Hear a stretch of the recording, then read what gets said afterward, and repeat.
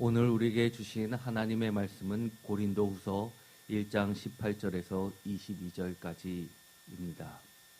제목을 다 함께 읽어보도록 하겠습니다. 그리스도 안에서 오직 아멘이요 예만 되는 신실하신 하나님의 모든 약속 아멘. 오늘의 말씀을 읽다 보면 사도 바울의 신앙이 어떠했는지 사도 바울의 신앙을 알 수 있는 중요한 말씀이 나오게 됩니다.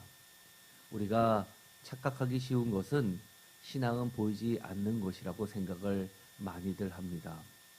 믿음이 보이지 않는 것이라고 이야기를 합니다. 그러나 사랑도 보이고 믿음도 보이고 신앙도 보입니다.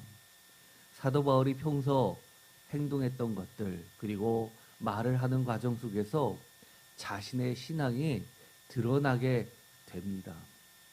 특별히 오늘의 말씀은 제가 성경 말씀을 읽다가 너무너무 사도 바울의 신앙이 이 정도였구나 라고 하면서 부러워하고 흠모했던 그런 말씀입니다.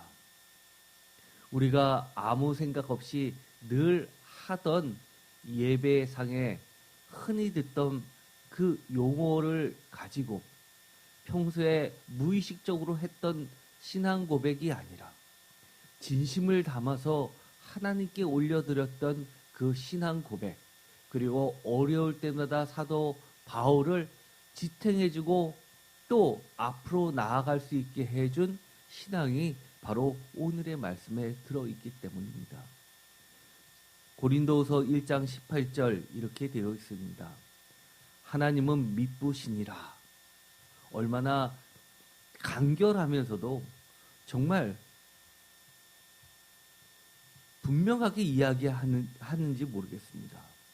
하나님은 미쁘시다 라고 하면서 하나님은 이런 분이야 라고 소개를 할 때 이렇게 명쾌하게 이야기합니다.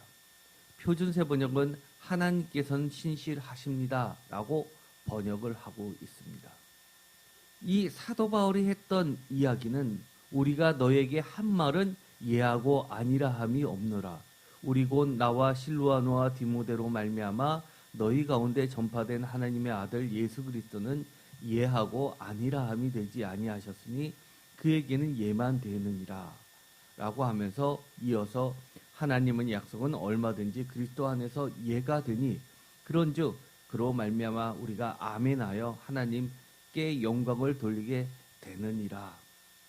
계속해서 이야기를 듣다 보면 이게 편지인가 아니면 수단가 라고 생각될 정도로 아주 가벼우면서도 또 묵직하게 이야기를 하고 있습니다. 예, 아니요, 예, 아니요를 반복하면서 계속해서 이 예가 어디까지 나가냐 하면 우리가 아멘하여 라고 하면서 이 예배의 공식적인 용어인 이 아멘을 통하여서 모든 것을 하나님에 대해서 설명하고 있고 또 하나님을 통해서 드러난 또 예수 그리스도의 신앙과 그 가치를 이야기하고 있습니다. 미쁘시다라는 것을 새 번역은 신실하다라고 번역을 했습니다. 18절에 예하고 아니라함이 없노라라는 말은 새 번역에서는 예하면서 동시에 아니요 하는 것은 아닙니다라고 하면서 우리가 보다 이해하기 쉽도록 설명을 해주고 있습니다. 더 나아가서 19절에도 예도 되셨다가 동시에 아니요도 되신 분이 아닙니다라고 추가적으로 또 설명을 하면서 그리스도 안에는 예만 있을 뿐입니다라고 얼마나 노가 아니라 예스가 중요한지 그리고 예가 얼마나 중요한지를 강조하고 있습니다.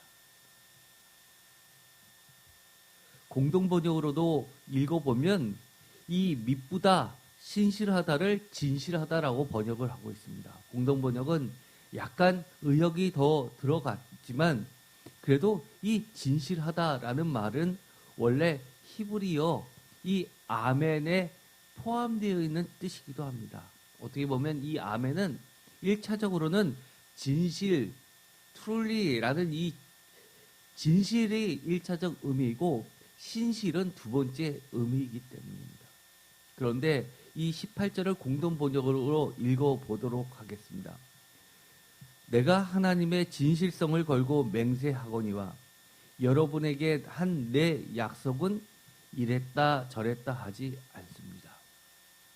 바로 예하고 아니라 함이 없다라는 이 말을 이랬다 저랬다로 번역을 하면서 우리가 평소에 어떠한 삶들을 보여주고 있는지 쉽게 생활 속에서 보여주는 이 진실성과 비진실성, 거짓을 적나라하게 표현하고 있습니다.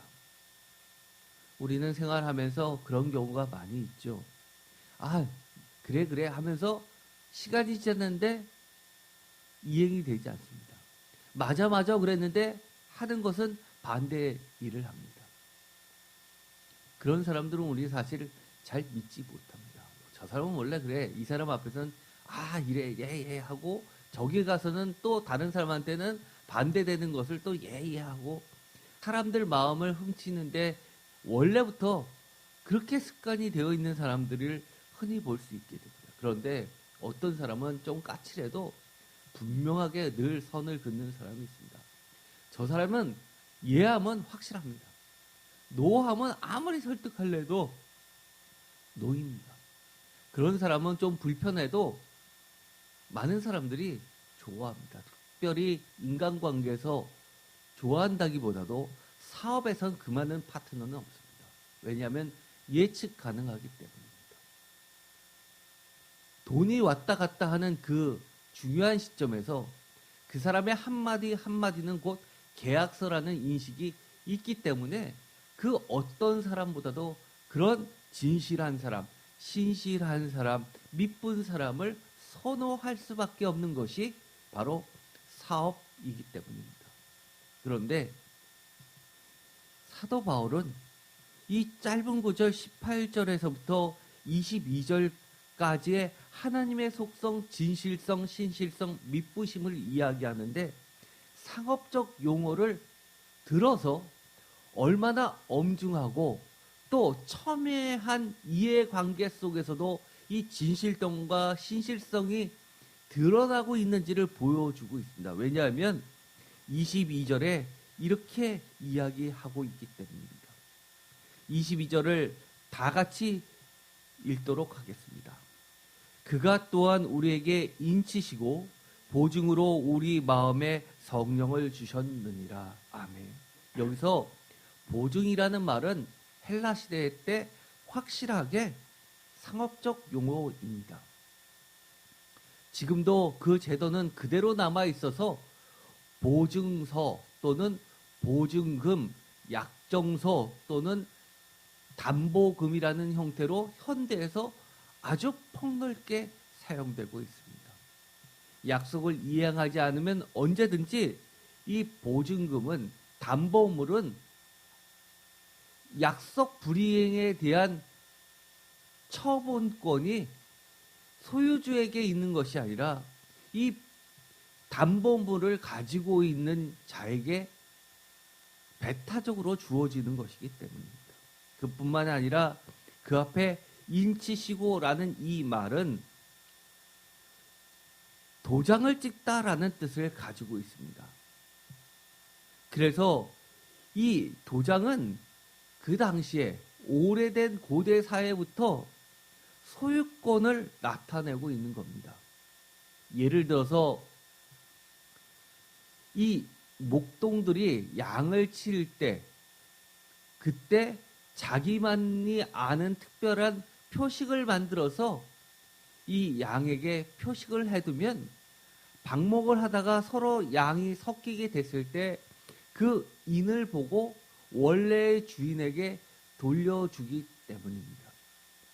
그래서 이 인치시고라는 것은 소유권과 관련되어 있는 법적 용어이기도 합니다. 이 22절의 말씀을 표준세 번역에서는 이렇게 발전시켜서 번역하고 있습니다. 22절을 표준세 번역으로 다 함께 읽어보겠습니다. 하나님께서는 또한 우리를 자기의 것이라는 표로 인을 치시고 그 보증으로 우리 마음에 성령을 주셨습니다.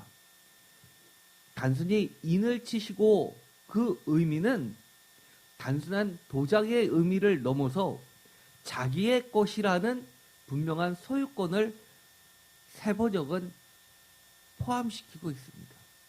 또한 공동 번역에서는 한 발자국 더 나아가서 이렇게 번역합니다. 다 같이 공동 번역으로도 읽어보도록 하겠습니다.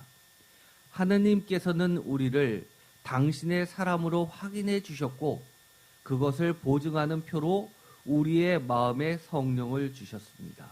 아멘. 바로 하나님의 것이다라는 의미는 하나님의 사람이라는 확대된 그리고 명확한 직분으로서 해석하고 있습니다. 왜냐하면 이 22절은 21절과 관련이 있다고 보고 있기 때문입니다. 21절에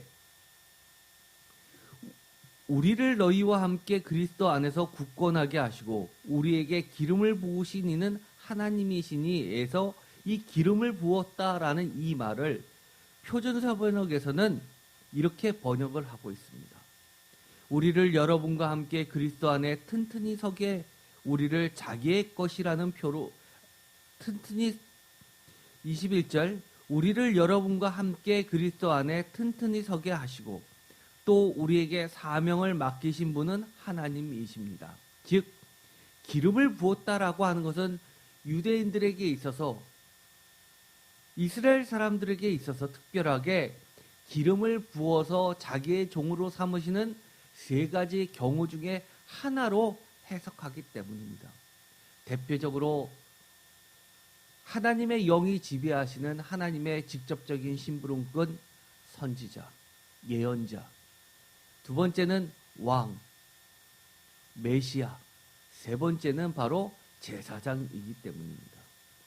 그렇기 때문에 기름을 부으셨다라는 그 의미는 곧 사명을 맡겼다라는 사명자, 직분자로서 번역을 하였고 그것이 공동번역에 가면 그리스도를 통해서 여러분과 우리를 굳세게 해주시고 우리에게 기름을 부어 사명을 맡겨주신 분은 하나님이십니다. 그래서 22절에 당신의 사람으로 확인해 주셨고 라는 번역으로서 발전시키게 되었습니다.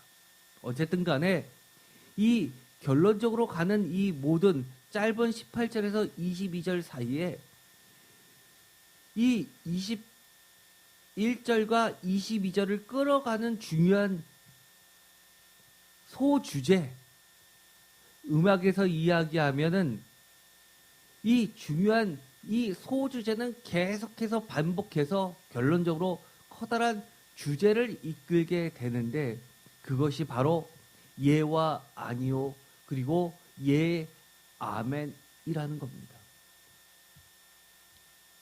사실 이 아멘이라는 것은 히브리 말로서 여러 가지 뜻을 가지고 있습니다.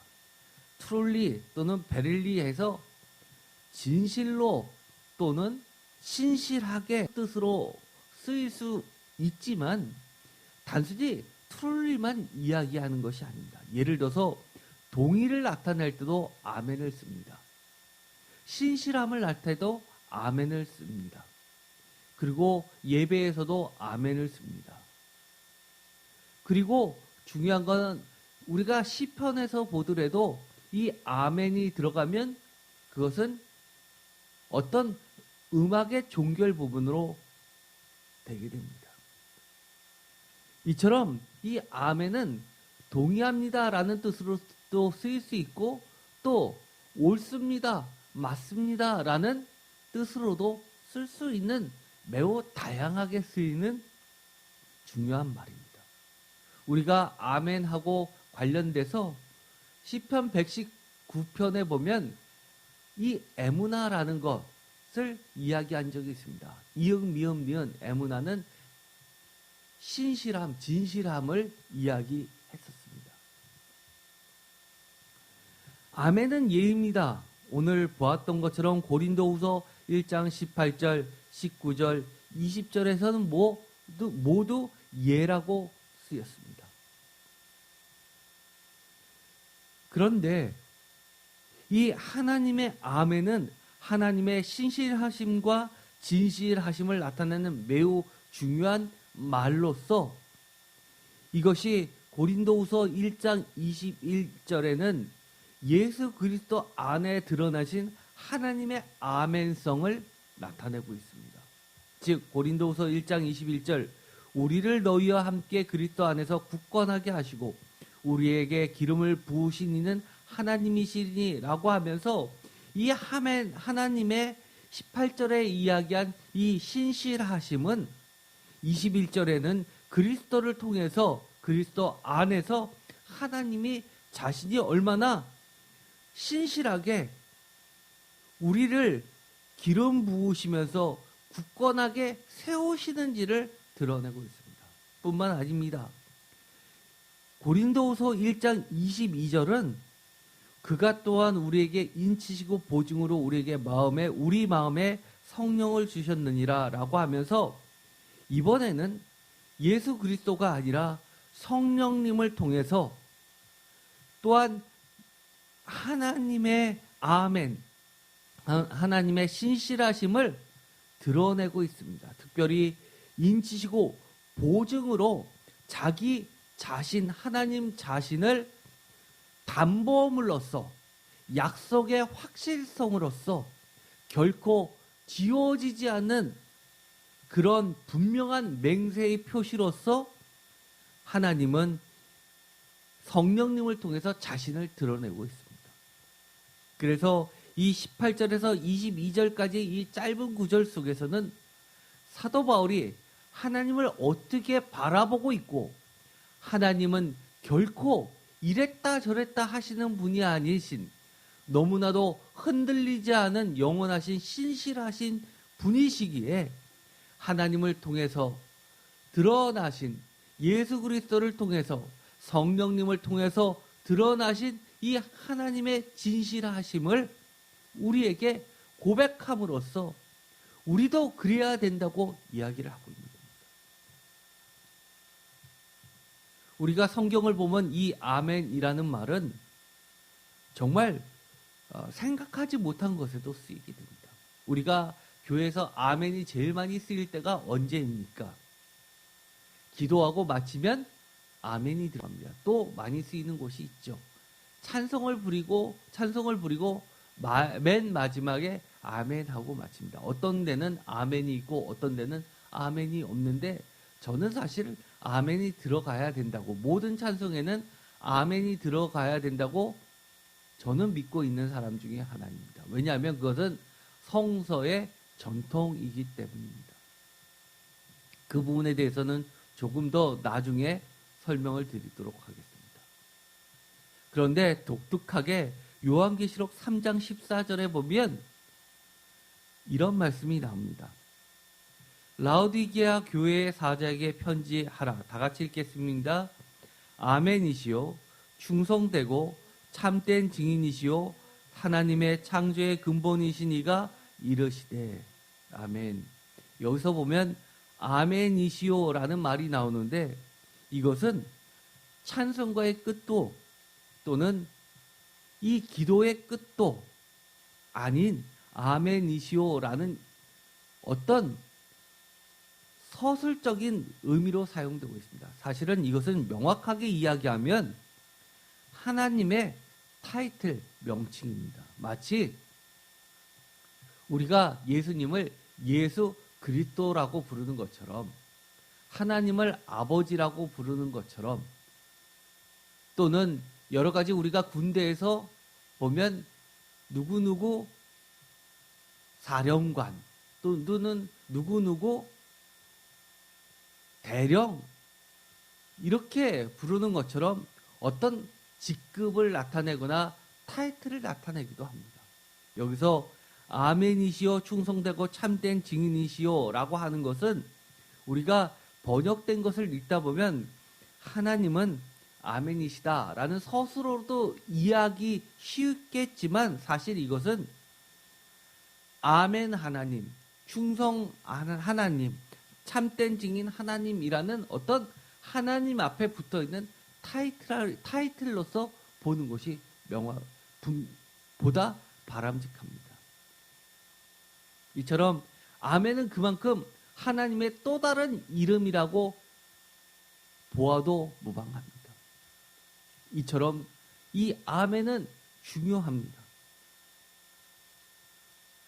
이 요한계시록 3장 14절에 보면 이 아멘하고 아주 밀접하게 관련되어 있는 것은 피스토스 알레티노스라는 이 믿음과 진실성과 연관지어서 이야기를 많이 합니다. 그래서 아멘이시여 충성되고 참된 증인이다 라고 할 때 이 충성이 피스토스, 참된이 알레티노스라는 진실하고 이 아멘은 뗄래야 뗄 수 없는 관계 속에 있는 단어입니다. 그래서 오늘 고린도후서 1장 18절에서도 사도 바울은 하나님은 믿으시다, 신실하심을 이야기했는데도 불구하고 그 뒤 이어서 신실함, 충성됨, 더 나아가서 진실함까지도 함께 자연스럽게 흘러가는 것은 이 아멘이라는 이 뜻 안에는 이렇게 신실함과 진실함이 들어가 있기 때문입니다. 마태복음 5장에서는 이 아멘을 이렇게 번역하고 있습니다. 마태복음 5장 18절 다 같이 읽겠습니다. 진실로 너희에게 이르노니 천지가 없어지기 전에는 율법의 1.1획도 결코 없어지지 아니하고 다 이루리라. 아멘. 이 내용을 보면 얼마나 엄중합니까? 율법의 1.1획도 결코 없어지지 아니하다는 이 말을 이야기할 때 무엇을 들어서 이 분명성을 이야기하냐면 하늘과 땅, 천지가 없어지기 전에는 이라는 말을 하는데 그 정도로 확실한데 그것을 시작하는 말이 진실로입니다. 이 진실로는 원문은 아멘입니다. 이 아멘을 바로 진실로라고 번역을 하고 있습니다. 마가복음 3장 28절에도 마찬가지입니다. 내가 진실로 너에게 이르노니 사람의 모든 죄와 모든 모욕하는 이런 사심을 얻되 성령님을 회방하는 것은 사심을 못 얻는다는 말을 할 때도 이 진실로라는 말이 들어갑니다. 또 요한복음에서는 한술 더 떠서 독특한 표식으로 사용되고 있습니다. 요한복음 1장 51절입니다. 50절부터 읽어보면 이렇습니다. 예수께서 대답하여 이르시되 내가 너를 무화과 나무 아래서 보았다 함으로 믿느냐? 이보다 더 큰 일을 보리라. 51절 다 같이 읽겠습니다. 또 이르시되 진실로 진실로 너희에게 이르노니 하늘이 열리고 하나님의 사자들이 인자 위에 오르락 내리락 하는 것을 보리라 하시니라. 아멘. 여기서 보면 진실로 진실로라고 하면서 두 번 강조하고 있는데 이것이 아멘 아멘입니다. 특별히 요한복음에서는 이 아멘을 두 번 썼을 때는 어떠한 의미로 사용되고 있냐 하면 이것은 명확하게 예수님이 직접 육성으로 하셨던 말씀이기 때문에 그 누구도 이 예수님이 하셨던 말씀은 토시 하나라도 바꿔서 전달하면 안 된다는 표식으로 암송해서 전하라는 뜻으로 사용하고 있습니다.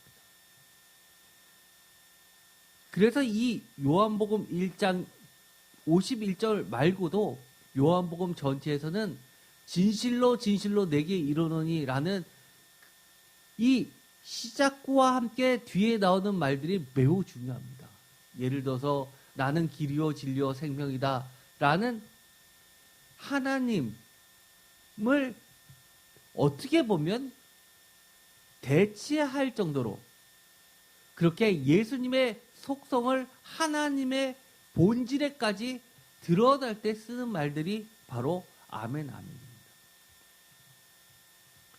우리가 교회에서 또 아멘 하면 이것을 빼놓을 수가 없죠.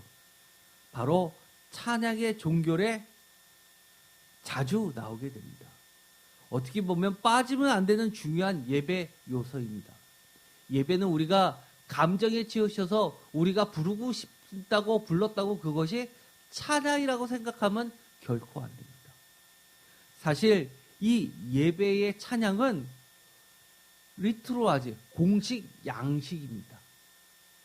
그래서 성경을 보면 초대교회에 얼마나 이 중요한 찬양, 지하에서 남몰르게 찬양을 드렸던 그 예배의 양식들이 대거 들어가 있는데 거기에 보면 하나같이 아멘으로 끝을 맺고 있습니다.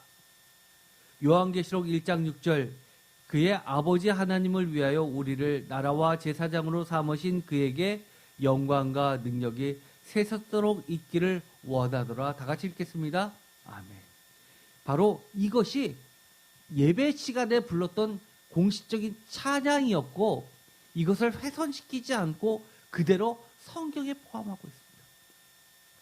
요한계시록 1장 7절 볼지어다 그가 구름을 타고 오시리라. 각 사람의 눈이 그를 보겠고 그를 찌른 자들도 볼 것이요 땅에 있는 모든 족속이 그로 말미암아 애곡하리니 그러하리라. 다 같이 읽겠습니다. 아멘. 그 정도로 이 찬양에서 예배에서 빠지면 안 되는 중요한 요소인 것입니다. 찬양의 종결로서 빠지면 안 되는 중요한 요소라는 것이 도대체 무슨 뜻입니까? 이것은 저는 이렇게 봅니다. 예배는 하나님과의 공식적인 서약 양식, 즉 맹세의 계약 갱신식이라는 겁니다. 우리가 예배를 드렸습니다. 세상으로 나갔습니다. 예배 시간에 다짐했던 것들을 우리는 삶에서 그대로 100% 다 지키면서 사는 사람이 몇이나 있을까요? 어려움을 겪게 되면 또 어려움이 아니라 너무나 풍족해도 잊어버리고 많이 놓치게 됩니다. 다시 예배 시간에 참여하면서 죄를 회개하고 다시 다짐을 합니다. 그것이 바로 예배는 단순한 어떤 예배가 아니라 하나님과의 공식적인 계약 갱신식입니다. 하나님과 이런 약속을 했습니다. 하나님 앞에 맹세를 했습니다. 그런데 제가 이 맹세를 먼저 깼습니다. 하나님과 나 사이의 이 계약은 파기되었지만 다시금 예배를 통해서 갱신하려고 리뉴얼하려고 하니 하나님 다시 계약을 맺어 주십시오라는 표식이 찬양의 종결로서 들어가는 아멘입니다. 그래서 이 예배의 찬양은 하나님과의 공식적인 서약 양식입니다.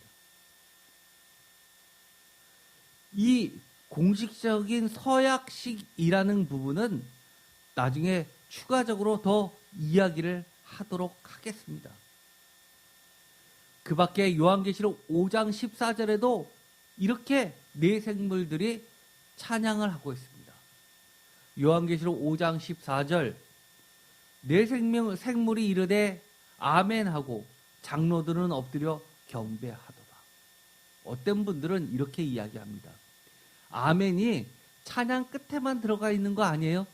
아멘 자체가 찬송인가요? 라고 질문하시는 분도 계십니다. 저는 이렇게 이야기합니다. 아멘이라고 하는 것 자체가 그 자체가 찬송이기도 합니다.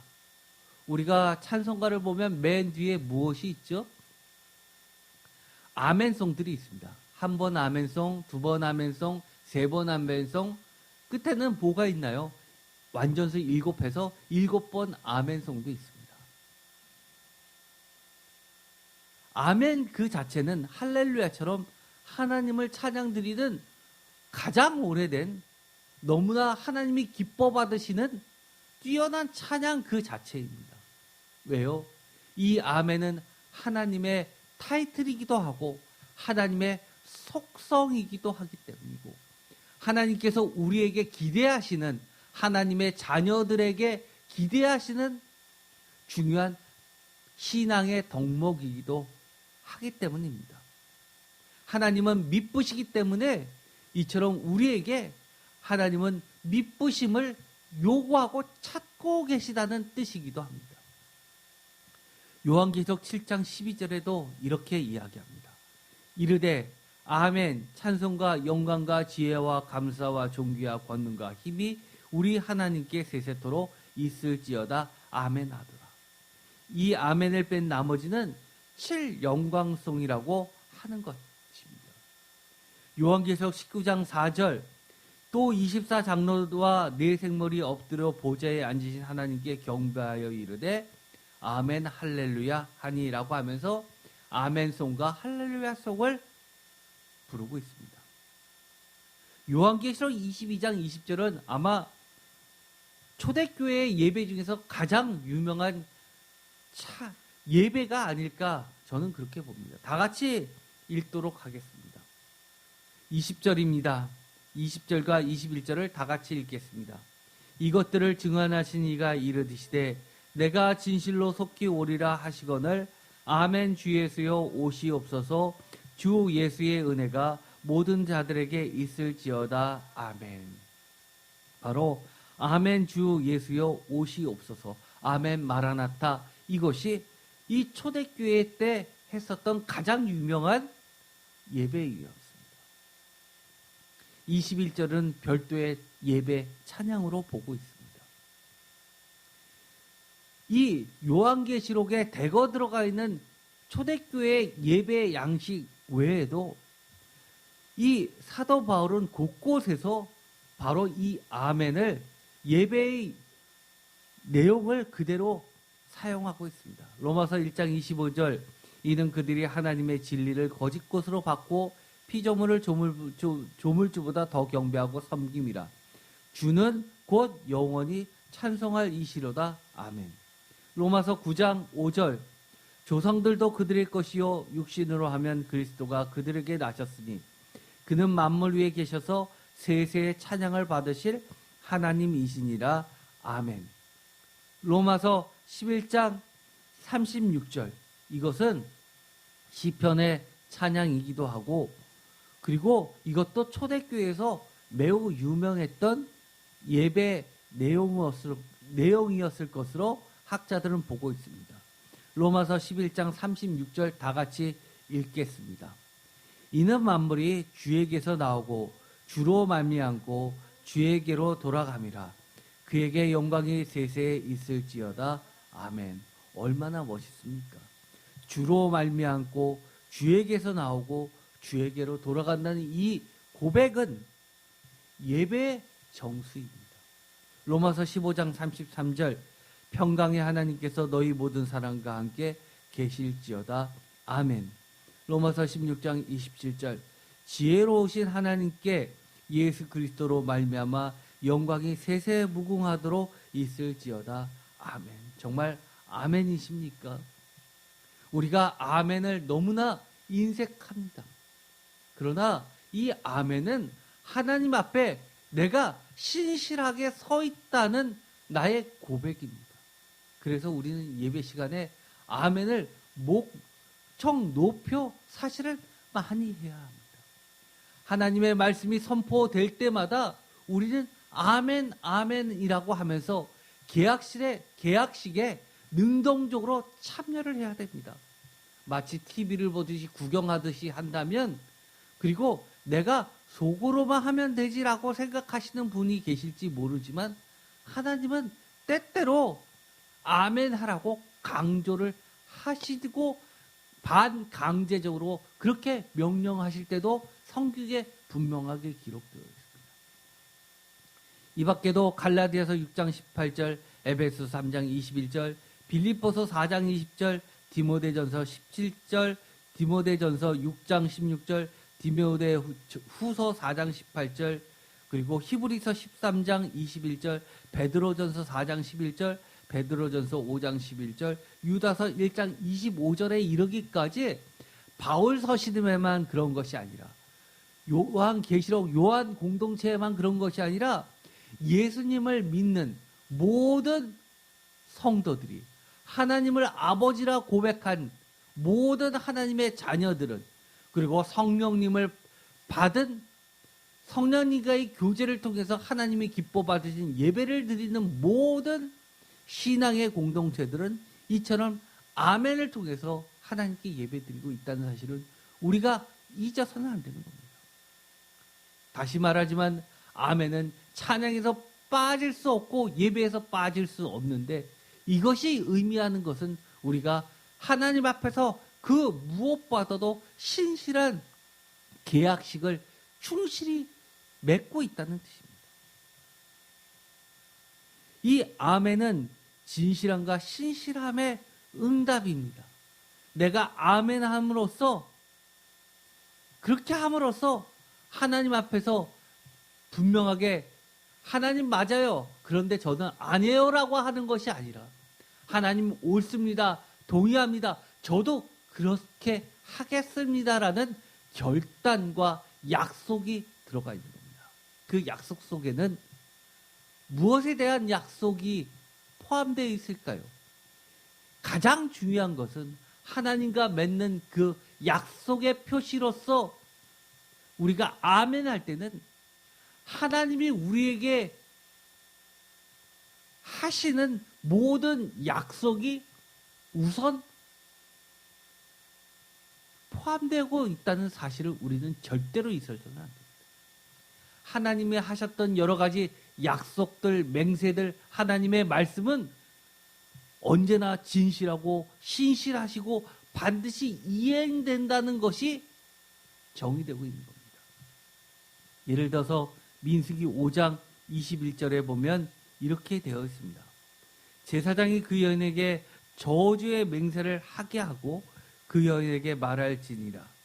여호와께서 내 넓적다리가 마르고 내 배가 부어서 내가 내 백성 중에 저주거리 맹세거리가 되게 하실지라. 여기서 보면 이 저주의 맹세를 하게 합니다. 그러면서 22절, 이 저주가 되게 하는 이물이 내 창자에 들어가서 내 배를 붓게 하고 내 넓적다리를 마르게 하리라 할 것이요. 다 같이 읽겠습니다. 여인은 아멘 아멘 할지니라. 사실 이 구절은 페미니스트 성서학자들에 의해서 많이 지탄을 받는 본문이기도 합니다.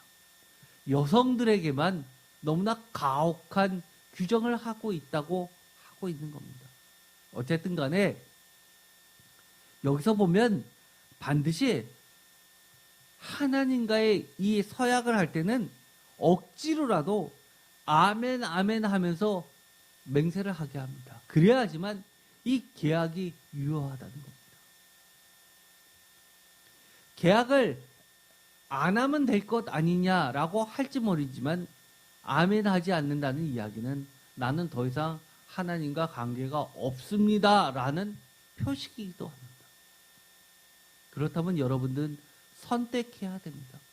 내가 아멘 함으로써 하나님의 자녀가 될 것인지, 아멘 하지 않고 내 뜻대로 내 마음대로 살다가 하나님의 영원하신 진노와 저주 가운데 마칠 것인지를 우리는 결정해야 됩니다.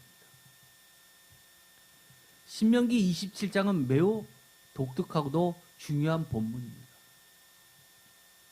이 신명기 27장에는 축복산 그리심산과 저주산 에발산에서의 여호와께 맹세 서약식이 나오고 있습니다.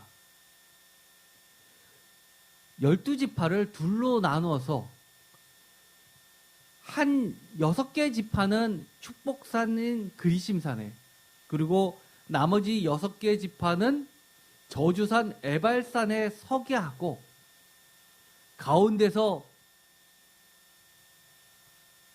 이야기하면 이 축복산과 저주산, 그리심산과 에발산에 서 있었던 이 지파들이 한 목소리로 끝에 아멘 하면서 화답하고 하나님 앞에서 이 맹세, 서약식을, 계약식을 맺는 장면이 나오게 됩니다. 신명기 27장 11절 모세가 그날 백성에게 명령하여 이르되 12절 다 같이 읽겠습니다. 너희가 요단을 건넌 후에 시므온과 레위와 유다와 이사갈과 요셉과 베냐민은 백성을 축복하기 위하여 그리심 산에 서고 르우벤과 gad과 아셀과 스불론과 단과 납달리는 저주하기 위해 에발산에 서고 레위 사람은 큰 소리로 이스라엘 모든 사람에게 말하여 이르기를 장색의 손으로 조각하였거나 부어 만든 우상은 여호와께 가증하니 그것을 만들어 은밀히 세우는 자는 저주를 받을 것이라 할 것이요 모든 백성은 응답하여 말하되 아멘 할지니라. 아멘. 바로 아멘을 억지로라도 시킵니다. 아멘이 되지 않으면 더 이상 하나님의 백성이 아니기 때문에. 그런데 이 구절들 뒷부분을 가면 계속해서 아멘 할지라 라는 말이 나옵니다. 신명기 27장 16절 그의 부모를 경홀히 여기는 자는 저주를 받을 것이라 할 것이요 모든 백성은 아멘 할지니라. 17절에도 그의 이웃의 경계표를 옮기는 자는 저주를 받을 것이라 할 것이요 모든 백성은 아멘 할지니라. 이것은 17절 같은 경우는 이웃의 경계표를 옮기는 경우가 어떤 경우가 있었을까요? 하나님께서 가나안 땅에 들어가서 각 지파에게 땅을 분배를 시켜주셨습니다. 그리고 경계표를 옮기지 말라고 해서 각 지파들은 하나님이 주신 땅에서 기업에서 평생 먹고 살 수 있게 터전을 할 수 있게 기업을 주신 겁니다. 그런데 흉년이 들고 어려워지고 어떤 특별한 일이 생겨서 빚을 지게 돼서 그 담보로 땅을 맡겼는데 그 빚을 갚지 못하면 그 땅을 뺏기게 됩니다. 그래서 영원히 땅이 뺏기는 것을 방지하기 위해서 신년이란 제도를 통해서 이 77의 49 완전수 더하기 1년에서 50년째는 모든 것을 제자리로 회복하게 하시는 제도까지 만들었습니다. 그러나 인간의 탐욕은 고리대금을 통해서 그 하나님의 기업들을 뺏어가는 탐욕을 부렸습니다. 하나님은 사회의 정의는 곧 하나님의 정의라고 이야기하고 사회의 공의는 개인의 행복과 떨어질 수 없다고 이야기를 합니다. 많은 사람들이 이야기하죠. 저는 개인적으로 그렇습니다. 마치 이 기업이라는 것은 그들에게는 집이나 마찬가지입니다. 저는 무주택자들에게는 정부가 공공 자금과 사업을 통해서 이 땅에 집 없이 사는 사람들의 터전을 모두 마련해 줘야 됩니다. 그 형태는 임대든 뭐든 여러 가지 형태가 있을 수 있습니다. 그러나 반대로 그것을 빌미로 사유재산을 침해해서도 안 됩니다. 징벌적 세금으로 뺏듯이 뺏어가면 안 됩니다. 저는 신앙인으로서 1가구 1주택은 금액 고하를 막론하고 세금을 부여하면 안 된다고 보고 있습니다. 100억짜리 집 한 채나 1억짜리 집 한 채나 사는 한 채라면 그것에 대해서는 징벌적으로 세금을 부여해서는 안 됩니다. 반대로 저는 성서에 보면 아모스 같은 경우에 있죠. 하나님께서 굉장히 화를 내시는 것이 있습니다.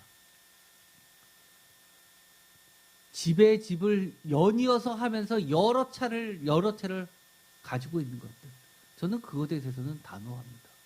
다주택은 하나님이 싫어하시는 범죄입니다. 그것이 어떤 사람들은 1억짜리 10채 가서 10억이 100억짜리 한 채 가진 사람보다 뭐가 잘못됐느냐 얘기하는 것은 하나님의 정의에 맞지 않습니다.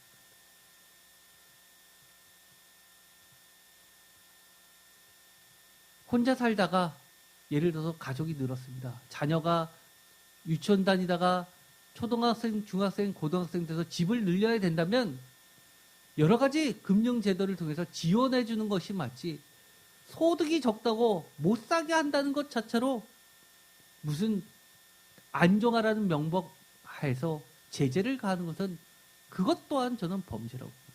어쨌든 간에 하나님이 이야기하시는 여러 가지 지켜야 할 것 가운데 중요한 것은 이처럼 정의라는 이름 하에서 개인의 행복을 저해하고 빼앗는 것에 대해서는 하나님이 맡고 계시다는 겁니다. 신명기 27장 19절에 이렇게 이야기합니다.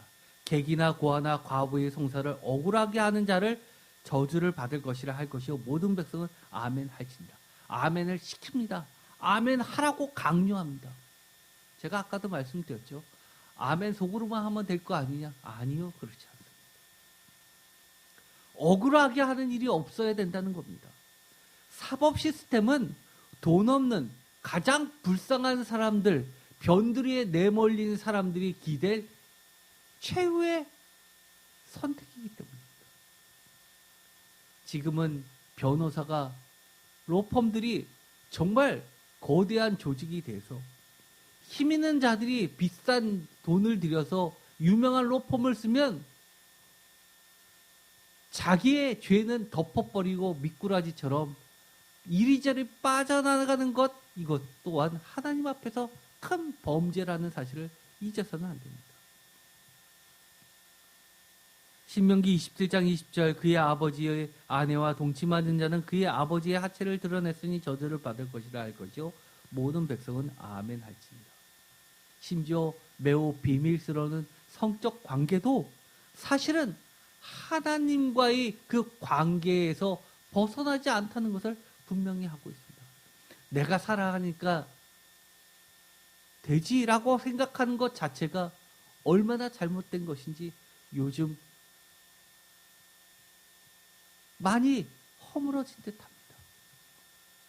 이 밖에도 신명기 27장 21절, 22절, 23절, 24절, 25절, 26절 계속해서 아멘 하라고 하면서 이 저주의 내용들에서 특별히 아멘을 강조하고 있습니다.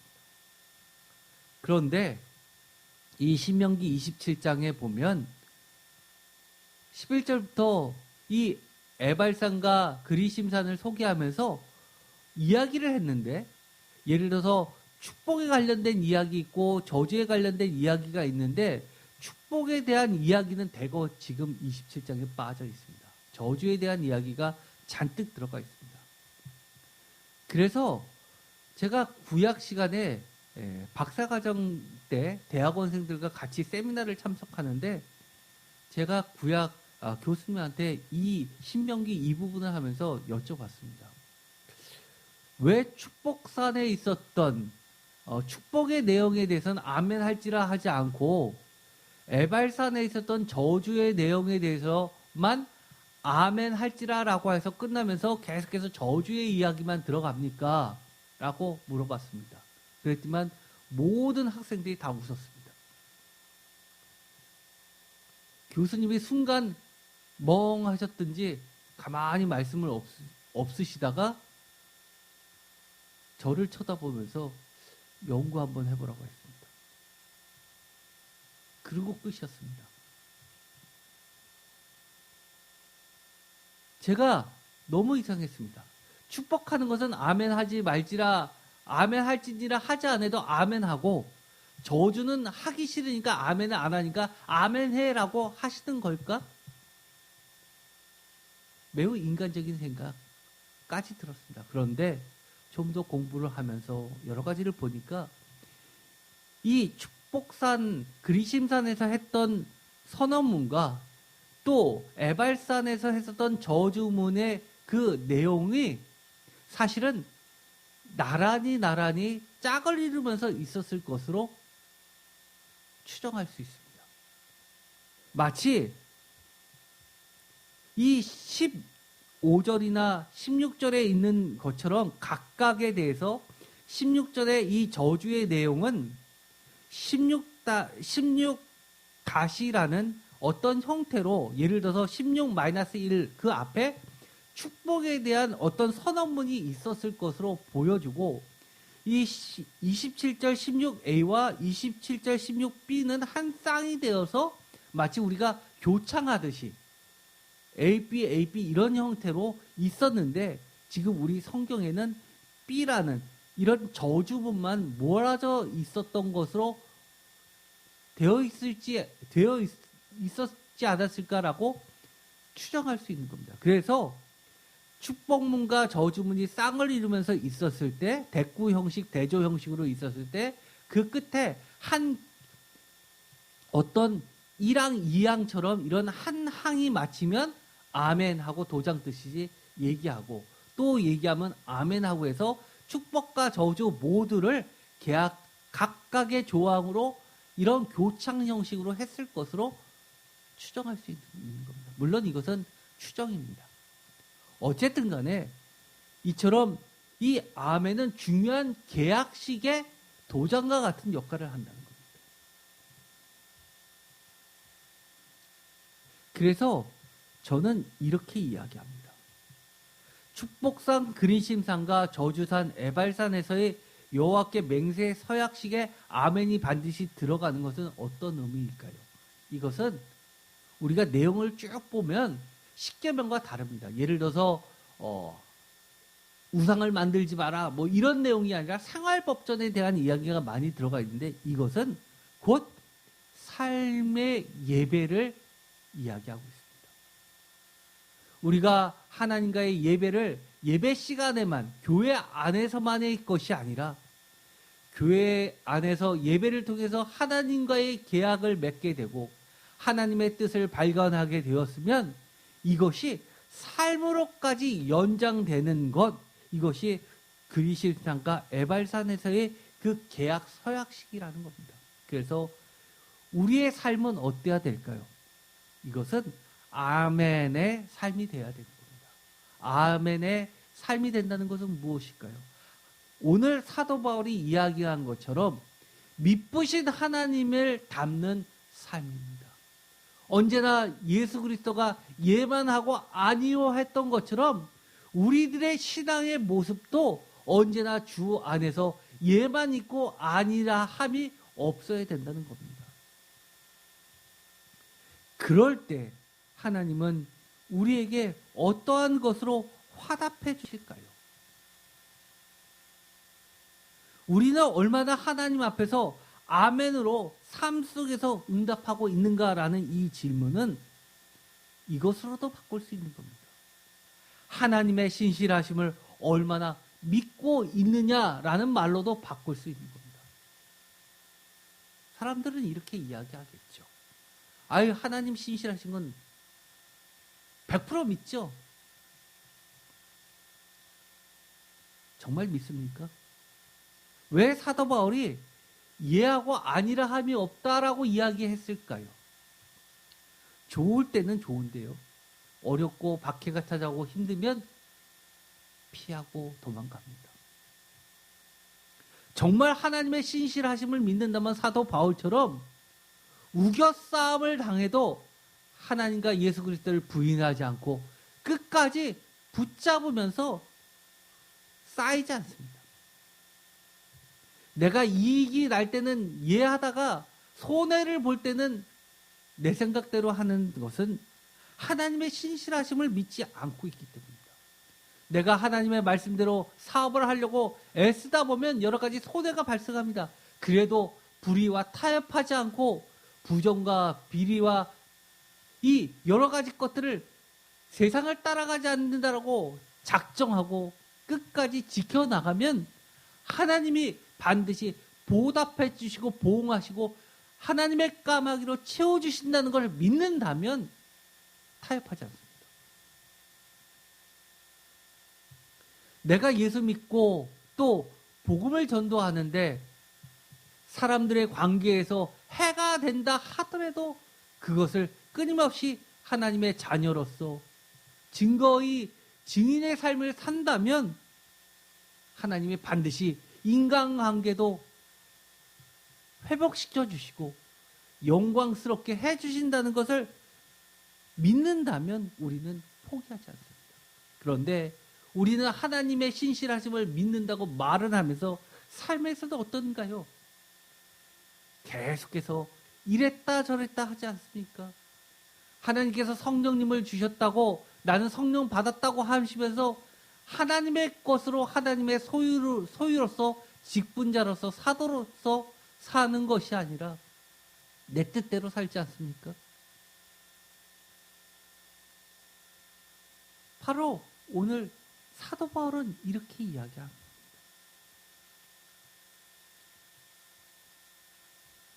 하나님은 미쁘시니라. 20절 다 같이 읽겠습니다. 하나님의 약속은 얼마든지 그리스도 안에서 예가 되니 그런즉 그로 말미암아 우리가 아멘하여 하나님께 영광을 돌리게 되느니라. 아멘. 뭐라고요? 우리가 아멘하여, 말로만 아멘했다고 하나님께 영광을 돌린다라고 이렇게만 생각한다면 오늘 설교 헛들은 겁니다. 어떻게 해요?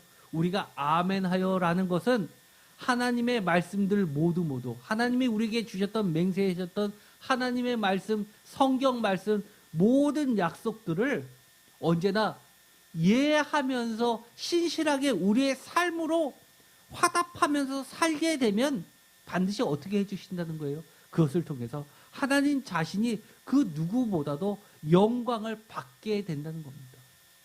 우리는 어떻게 감사하게 돼요? 하나님께 영광을 진정으로 돌리게 돼서 감사드릴 수 있게 되는 겁니다. 이렇게 이야기합니다. 하나님의 약속은 얼마든지 그리스도 안에서 예가 되니라고 이야기합니다. 표준세 번역으로도 읽겠습니다. 하나님의 모든 약속은 그리스도 안에서 예가 됩니다. 그러므로 그리스도로 말미암아 우리는 아멘하면서 하나님께 영광을 돌리는 것입니다. 공동 번역으로도 다 같이 읽겠습니다. 하나님의 모든 약속이 그리스도를 통해서 그대로 이루어졌기 때문입니다. 그래서 우리는 그리스도를 통해서 하나님을 찬양하며 아멘하고 응답합니다. 하나님의 신실하심은 21절과 22절에 성령님을 통해서 예수 그리스도를 통해서 하나님의 약속이 얼마나 신실하게 지켜지시는지를 우리의 삶에 이 세상에 나타내 계시해 주셨습니다. 우리가 조금 더 예배를 통해서 하나님과의 그 올바른 관계가 다시금 정립되고 하나님의 그 진실성과 신실하심과 미쁘심을 믿고 우리도 믿고 신실하고 진실된 삶을 살게 되기를 간절히 축복드립니다. 기도하고 마치겠습니다. 하나님 감사합니다. 주님은 우리에게 우선 하나님이 얼마나 신실하시고 진실되시고 미쁘시고 하나님의 약속은 반드시 하나님 자신의 이름을 건 맹세로서 지켜지심을 보여주셨습니다. 우리가 거기에 진심으로 신실하게